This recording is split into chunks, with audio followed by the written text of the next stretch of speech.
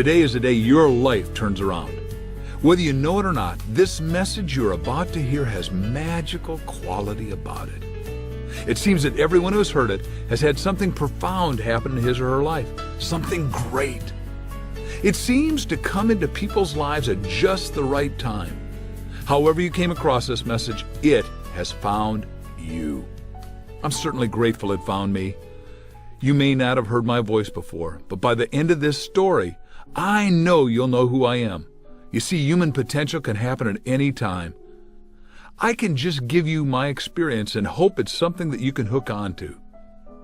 Many years ago, I was in a desperate situation. All of a sudden, everything I believed in, I thought was false. Each and every one of us goes through that kind of stuff. I was in what I thought was a successful business one day, and the next day, because of the economy, as far as I was concerned, I was wiped out. I fell out of the sky and went bankrupt.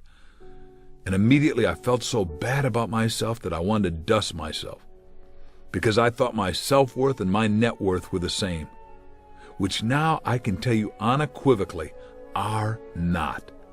I came to the realization that I was trying to be someone else and not myself. I wanted to do everything, but I didn't know who I was or what life was even about. I'd lost my true sense of purpose. I was too young, too inexperienced, too unseasoned. I felt upside down. I had a double master's degree and went out to unload toilet paper off a railroad car for $2.14 an hour. My self-esteem, if our grading on a scale of 1 to 10, was at a -2 or even 3. It was just a short time after working there that I remembered a very special message I once heard that had just wowed my soul. I searched desperately for the cassette that a friend had once given me. Matter of fact, it is the same message you're going to hear shortly. I found the tape, sat back, listened to it again and again, and slowly my attitude shifted. I felt relieved, relaxed, like I had a chance to begin again. When this message first got out, everyone wanted to hear it. Years later, there's still an incredible demand for it.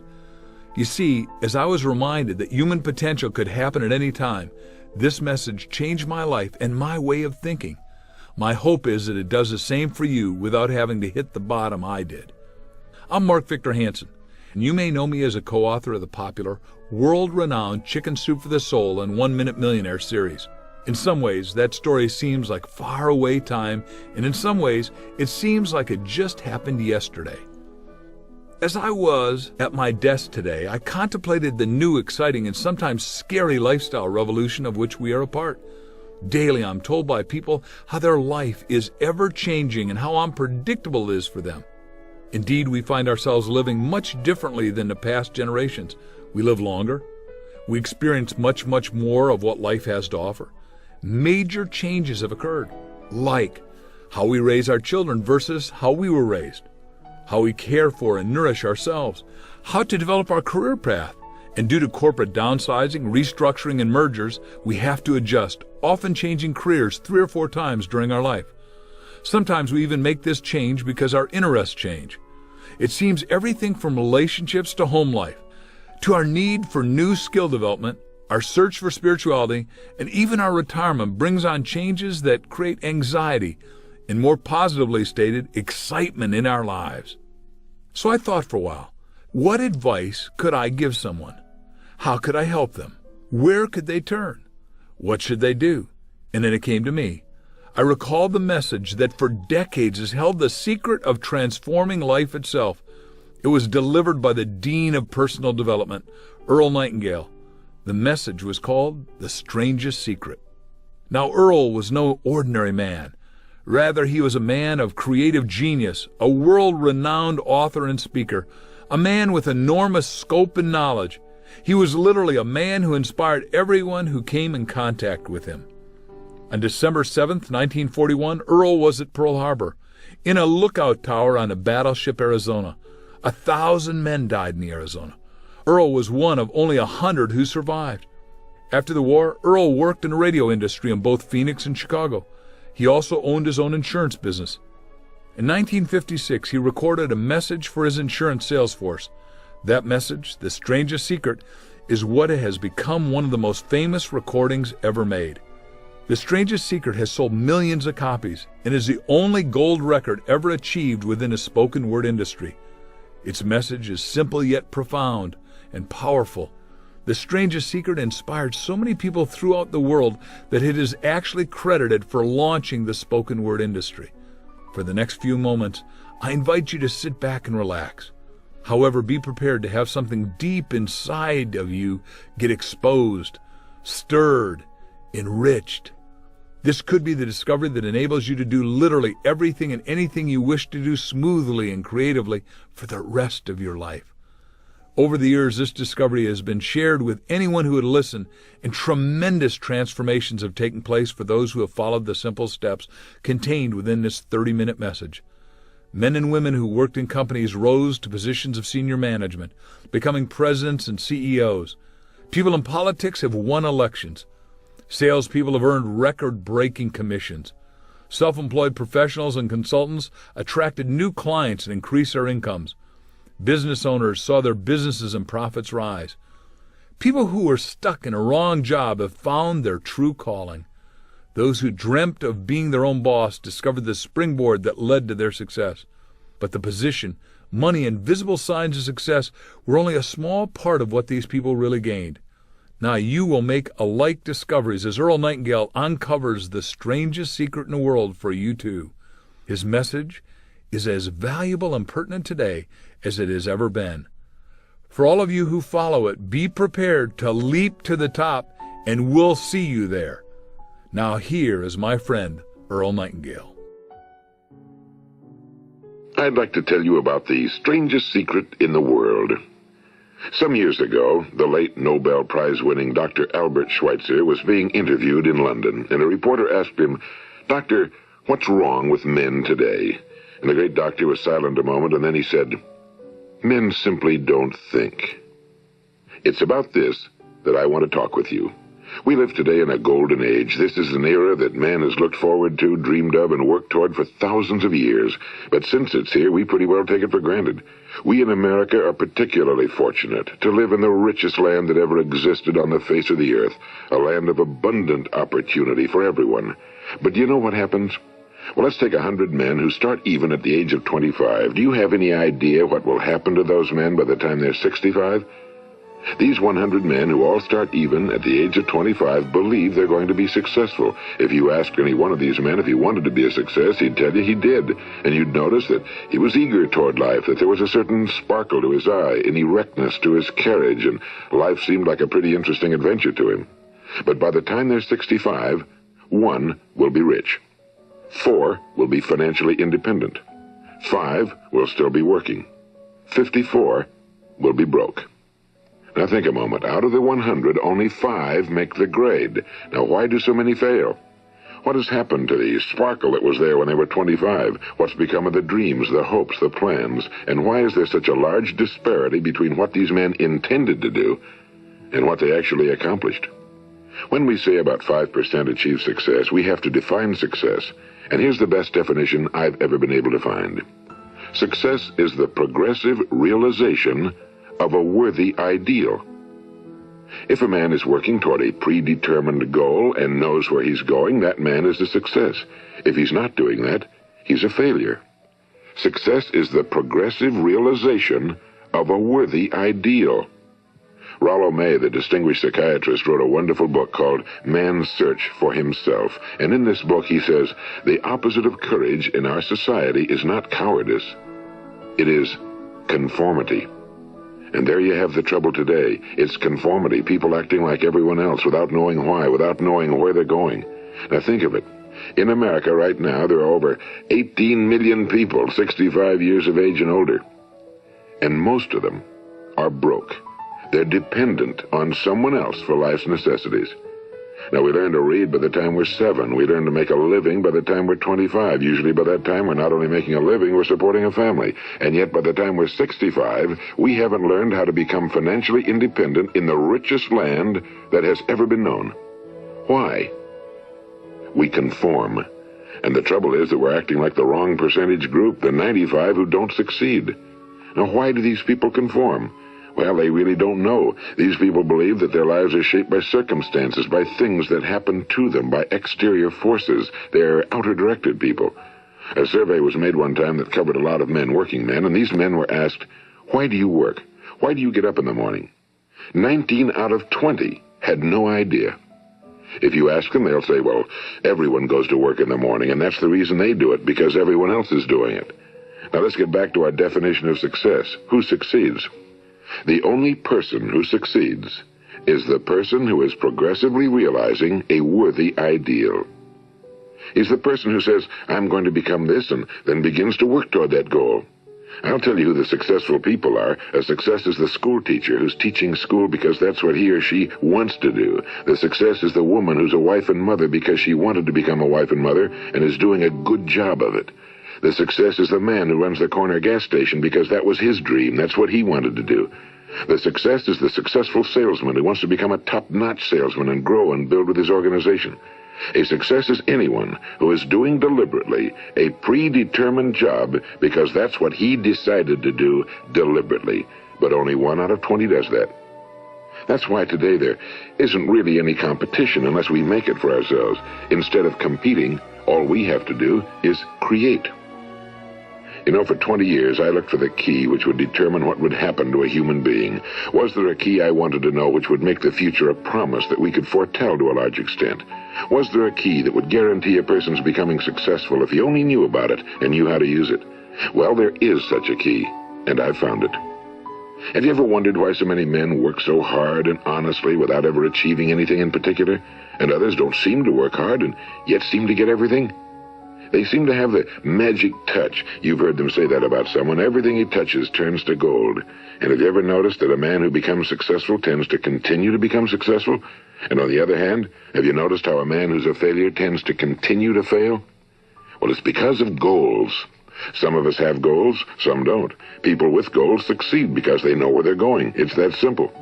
Think of a ship leaving a harbor, and think of it with the complete voyage mapped out and planned. The captain and crew know exactly where it's going and how long it'll take. It has a definite goal. Now, 9,999 times out of 10,000, it will get to where it started out to get. Now, let's take another ship, just like the first, only let's not put a crew on it or a captain at the helm. Let's give it no aiming point, no goal, no destination. We just start the engines and let it go. I think you'll agree with me that if it gets out of the harbor at all, it will either sink or wind up on some deserted beach, a derelict. It can't go anyplace because it has no destination and no guidance, and it's the same with a human being. Take the salesman, for example. There's no other person in the world today with the future of a good salesman.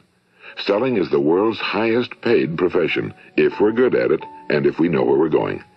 Every company needs top-notch salesmen, and they reward those men. The sky's the limit for them. But how many can you find? Someone once said the human race is fixed, not to prevent the strong from winning, but to prevent the weak from losing. The American economy today can be likened to a convoy in time of war. The entire economy is slowed down to protect its weakest link, just as the convoy had to go at the speed that would permit its slowest vessel to remain in formation. That's why it's so easy to make a living today. It takes no particular brains or talent to make a living and support a family today. So we have a plateau of so-called security, if that's what a person's looking for. But we do have to decide how high above this plateau we want to aim.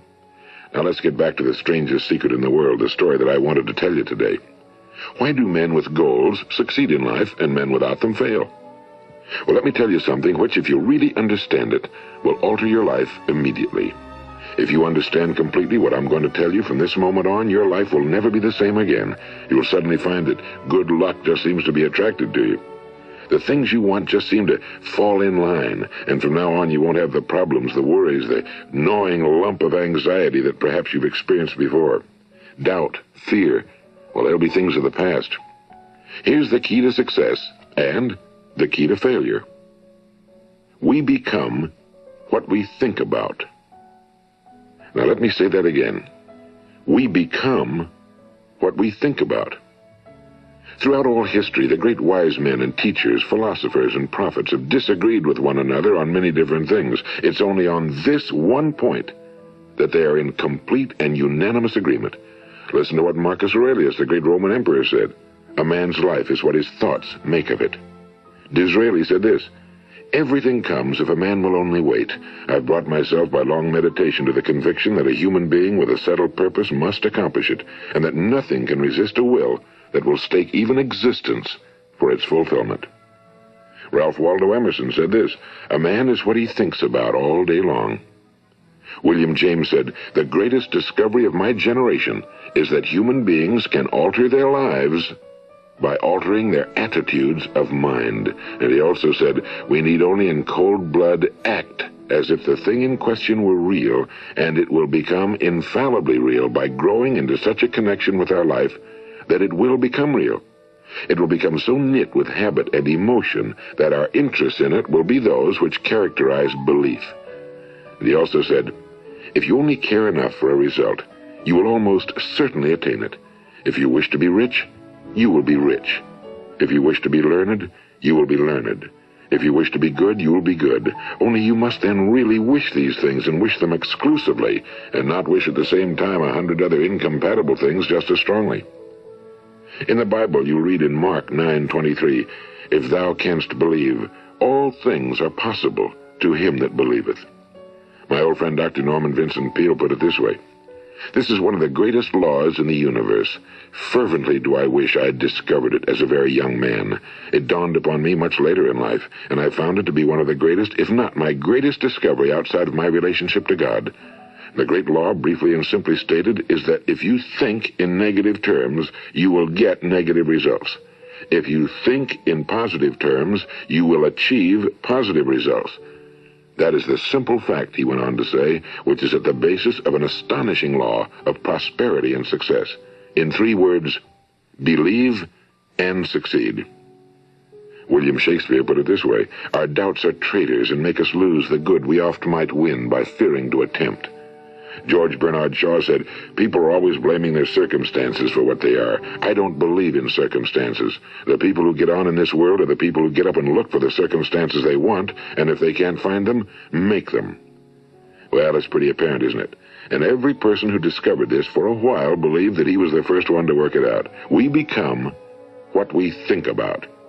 Now, it stands to reason that a person who's thinking about a concrete and worthwhile goal is going to reach it, because that's what he's thinking about, and we become what we think about. Conversely, the man who has no goal, who doesn't know where he's going, and whose thoughts must therefore be thoughts of confusion and anxiety and fear and worry, becomes what he thinks about. His life becomes one of frustration and fear and anxiety and worry. And if he thinks about nothing, he becomes nothing. Now, how does it work? Why do we become what we think about? Well, I'll tell you how it works as far as we know. Now, to do this, I want to tell you about a situation that parallels the human mind. Suppose a farmer has some land, and it's good fertile land. Now, the land gives the farmer a choice. He may plant in that land whatever he chooses. The land doesn't care. It's up to the farmer to make the decision. Now, remember, we're comparing the human mind with the land because the mind, like the land, doesn't care what you plant in it. It will return what you plant, but it doesn't care what you plant. Now, let's say that the farmer has 2 seeds in his hand. One is a seed of corn. The other is nightshade, a deadly poison. He digs 2 little holes in the earth, and he plants both seeds, one corn, the other nightshade. He covers up the holes, waters, and takes care of the land, and what will happen? Invariably, the land will return what's planted. As it's written in the Bible, as ye sow, so shall ye reap. Now remember, the land doesn't care. It'll return poison in just as wonderful abundance as it will corn. So up come the 2 plants, one corn, one poison. Now, the human mind is far more fertile, far more incredible and mysterious than the land, but it works the same way. It doesn't care what we plant. Success, failure.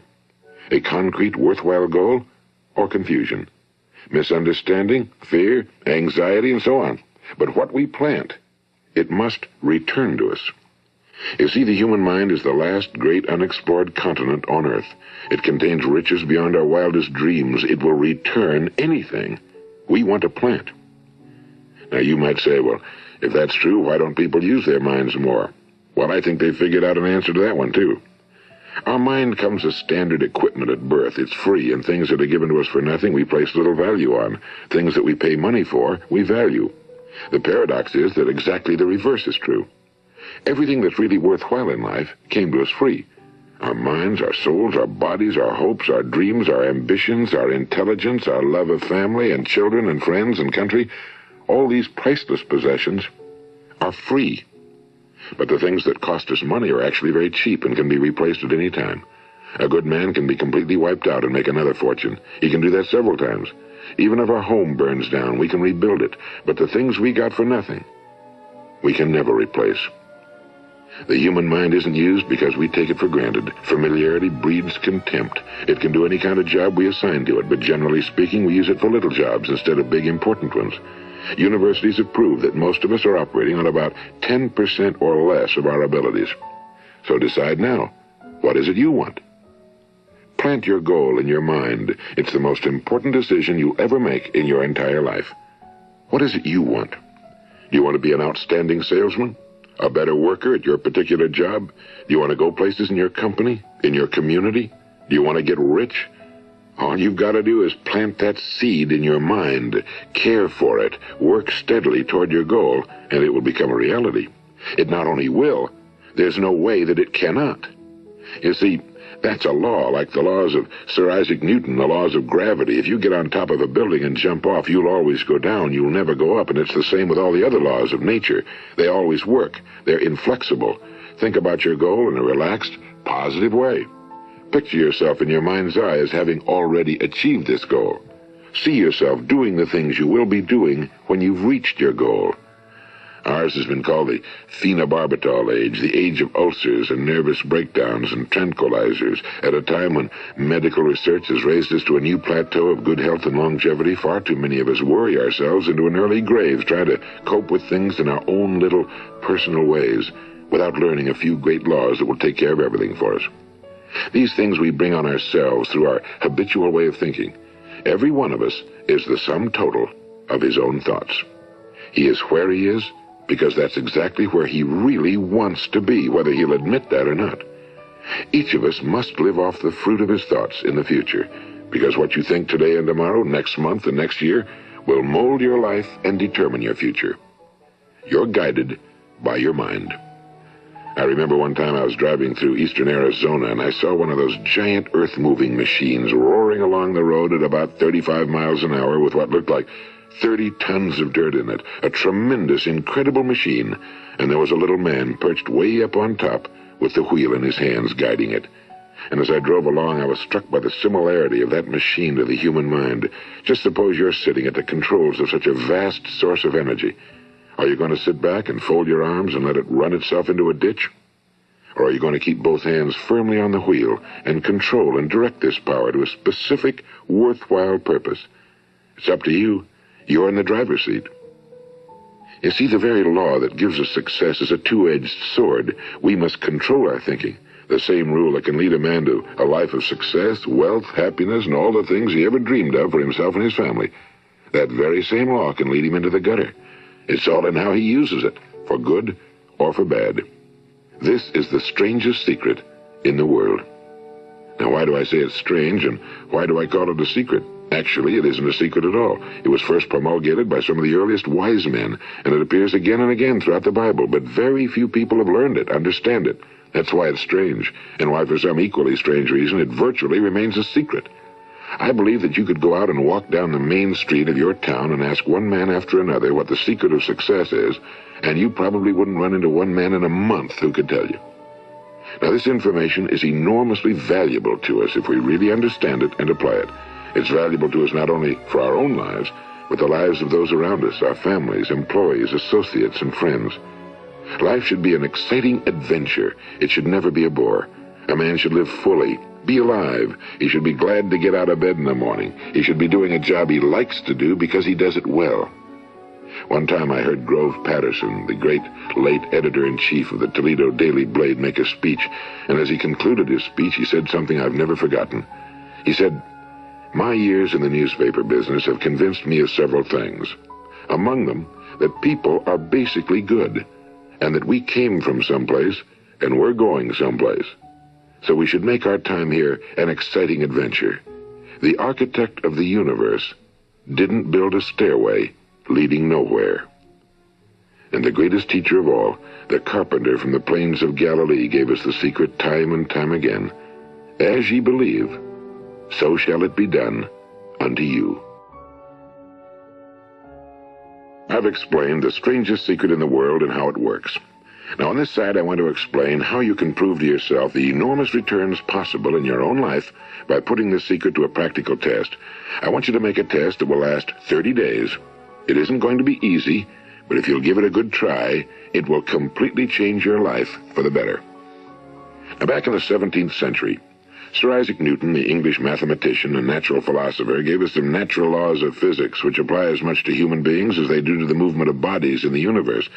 And one of these laws is that for every action, there is an equal and opposite reaction. Simply stated, as it applies to you and me, it means we can achieve nothing without paying the price.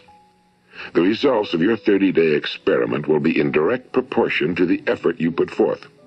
To be a doctor, you must pay the price of long years of difficult study. To be successful in selling, and remember that each of us succeeds to the extent of his ability to sell. Selling our families on our ideas, selling education in schools, selling our children on the advantages of living the good and honest life, selling our associates and employees on the importance of being exceptional people. To, of course, the profession of selling itself. But to be successful in selling our way to the good life, we must be willing to pay the price. Now, what is that price? Well, it's many things. First, it's understanding emotionally, as well as intellectually, that we literally become what we think about, that we must control our thoughts if we're to control our lives. It's understanding fully that as ye sow, so shall ye reap. Second, it's cutting away all fetters from the mind and permitting it to soar as it was divinely designed to do. It's the realization that your limitations are self-imposed and that the opportunities for you today are enormous beyond belief. It's rising above narrow-minded pettiness and prejudice. And third, it's using all your courage to force yourself to think positively on your own problem, to set a definite and clearly defined goal for yourself, to let your marvelous mind think about your goal from all possible angles, to let your imagination speculate freely upon many different possible solutions, to refuse to believe that there are any circumstances sufficiently strong to defeat you in the accomplishment of your purpose, to act promptly and decisively when your course is clear, and to keep constantly aware of the fact that you are, at this moment, standing in the middle of your own acres of diamonds, as Russell Conwell used to point out. And fourth, save at least 10% of every dollar you earn. It's also remembering that no matter what your present job, it has enormous possibilities, if you're willing to pay the price. Now let's just go over the important points in the price each of us must pay to achieve the wonderful life that can be ours. It is, of course, worth any price. 1. You will become what you think about. 2. Remember the word imagination and let your mind begin to soar. 3. Courage. Concentrate on your goal every day. 4. Save 10% of what you earn. And 5. Action. Ideas are worthless unless we act on them. Now, I'll try to outline the 30-day test I want you to make. Keep in mind that you have nothing to lose by making this test and everything you could possibly want to gain. There are two things that may be said of everyone. Each of us wants something, and each of us is afraid of something. I want you to write on a card what it is you want more than anything else. It may be more money. Perhaps you'd like to double your income or make a specific amount of money. It may be a beautiful home. It may be success at your job. It may be a particular position in life. It could be a more harmonious family. Each of us wants something. Now write down on your card specifically what it is you want. Make sure it's a single goal and clearly defined. You needn't show it to anyone, but carry it with you so that you can look at it several times a day. Think about it in a cheerful, relaxed, positive way each morning when you get up, and immediately you have something to work for, something to get out of bed for, something to live for.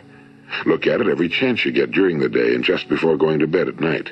And as you look at it, remember that you must become what you think about, and since you're thinking about your goal, you realize that soon it will be yours.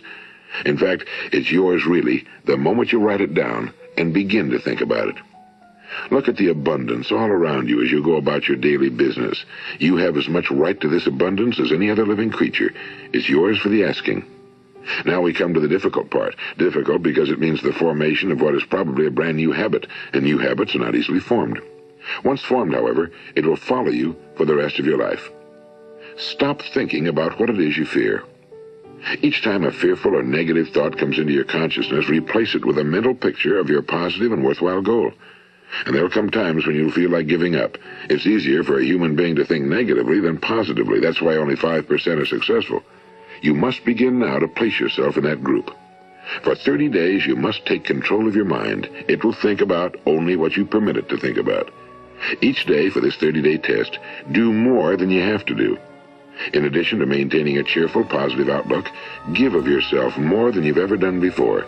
Do this knowing that your returns in life must be in direct proportion to what you give. The moment you decide on a goal to work toward, you're immediately a successful person. You are then in that rare and successful category of people who know where they're going. Out of every 100 people, you belong to the top 5. Don't concern yourself too much with how you're going to achieve your goal. Leave that completely to a power greater than yourself. All you have to do is know where you're going. The answers will come to you of their own accord and at the right time. Remember these words from the Sermon on the Mount, and remember them well. Keep them constantly before you this month of your test. Ask, and it shall be given you. Seek, and ye shall find. Knock, and it shall be opened unto you. For every one that asketh receiveth, and he that seeketh findeth, and to him that knocketh it shall be opened. It's as marvelous and as simple as that. In fact, it's so simple that in our seemingly complicated world, it's difficult for an adult to understand that all he needs is a purpose and faith. For 30 days, do your very best. If you're a salesman, go at it as you've never done before, not in a hectic fashion, but with the calm, cheerful assurance that time well spent will give you the abundance in return you deserve and want. If you're a homemaker, devote your 30-day test to completely giving of yourself without thinking about receiving anything in return, and you'll be amazed at the difference it makes in your life. No matter what your job, do it as you've never done it before for 30 days. And if you've kept your goal before you every day, you'll wonder and marvel at this new life you've found. Dorothea Brand, the outstanding editor and writer, discovered it for herself and tells about it in her fine book, Wake Up and Live. Her entire philosophy is reduced to the words, act as though it were impossible to fail. She made her own test with sincerity and faith, and her entire life was changed to one of overwhelming success. Now, you make your test for 30 full days. Don't start your test until you've made up your mind to stick with it. You see, by being persistent, you're demonstrating faith. Persistence is simply another word for faith. If you didn't have faith, you'd never persist. If you should fail during your first 30 days, by that I mean suddenly find yourself overwhelmed by negative thoughts, you've got to start over again from that point and go 30 more days. Gradually, your new habit will form until you find yourself one of that wonderful minority to whom virtually nothing is impossible. And don't forget the card. It's vitally important as you begin this new way of living. On one side of the card, write your goal, whatever it may be. On the other side, write the words we've quoted from the Sermon on the Mount. Ask, and it shall be given you. Seek, and ye shall find. Knock, and it shall be opened unto you. Nothing great was ever accomplished without inspiration. See that during these crucial first 30 days, your own inspiration is kept at a peak. And above all, don't worry. Worry brings fear, and fear is crippling. The only thing that can cause you to worry during your test is trying to do it all yourself.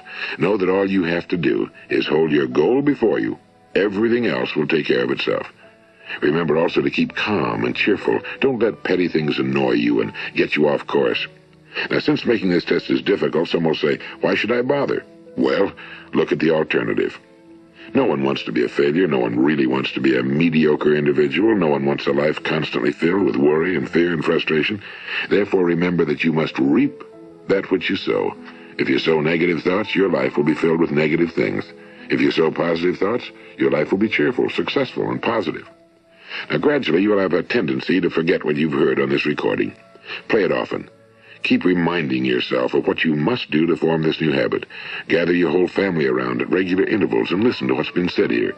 You know, most men will tell you that they want to make money without understanding the law. The only people who make money work in a mint. The rest of us must earn money.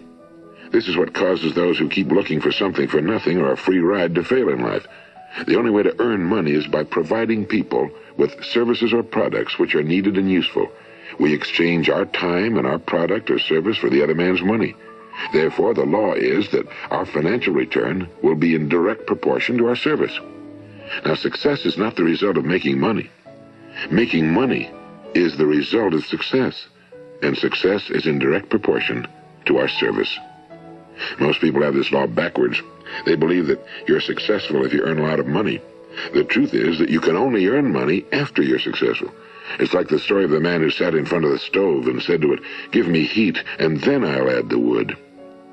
How many men and women do you know, or do you suppose there are today, who take the same attitude toward life? There are millions. We've got to put the fuel in before we can expect heat. Likewise, we've got to be of service first before we can expect money. Don't concern yourself with the money.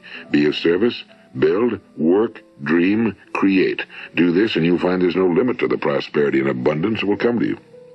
Prosperity, you know, is founded upon a law of mutual exchange. Any person who contributes to prosperity must prosper in turn himself. Sometimes the return will not come from those you serve, but it must come to you from someplace, because that's the law. For every action, there is an equal and opposite reaction. As you go daily through your 30-day test period, remember that your success will always be measured by the quality and quantity of service you render, and money is a yardstick for measuring this service. No man can get rich himself unless he enriches others. Now, there are no exceptions to a law. You can drive down any street in America and from your car estimate the service that's being rendered by the people living on that street. Had you ever thought of this yardstick before? It's interesting. Some, like ministers and priests and other devoted people, measure their returns in the realm of the spiritual, but again, their returns are equal to their service. Once this law is fully understood, any thinking person can tell his own fortune. If he wants more, he must be of more service to those from whom he receives his return. If he wants less, he has only to reduce his service. This is the price you must pay for what you want. If you believe you can enrich yourself by deluding others, you can end only by deluding yourself. It may take some time, but just as surely as you breathe, you'll get back what you put out. Don't ever make the mistake of thinking you can avert this. It's impossible. The prisons and the streets where the lonely walk are filled with people who tried to make new laws just for themselves. We may avoid the laws of man for a while, but there are greater laws that cannot be broken. An outstanding medical doctor recently pointed out 6 steps that will help you realize success. 1. Set yourself a definite goal. 2. Quit running yourself down. 3. Stop thinking of all the reasons why you cannot be successful and instead think of all the reasons why you can. 4. Trace your attitudes back through your childhood and try to discover where you first got the idea you couldn't be successful, if that's the way you've been thinking. 5. Change the image you have of yourself by writing out a description of the person you would like to be. And 6. Act the part of the successful person you have decided to become.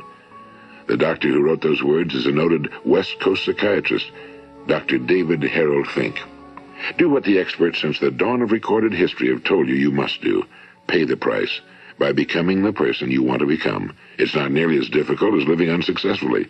Make your 30-day test, then repeat it again, and each time it will become more a part of you until you'll wonder how you could ever have lived any other way.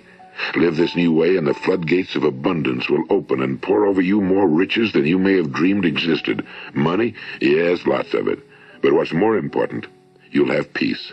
You'll be in that wonderful minority who lead calm, cheerful, successful lives. Start today. You have nothing to lose, but you have a whole life to win. This is Earl Nightingale, and thank you.